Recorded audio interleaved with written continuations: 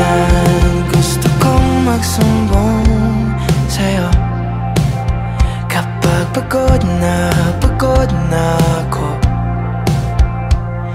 Tama pa bang init na yakap mo ang hinahanap ko? Minsan gusto ko tumawag sa'yo para lang marinig ko ang boses mo.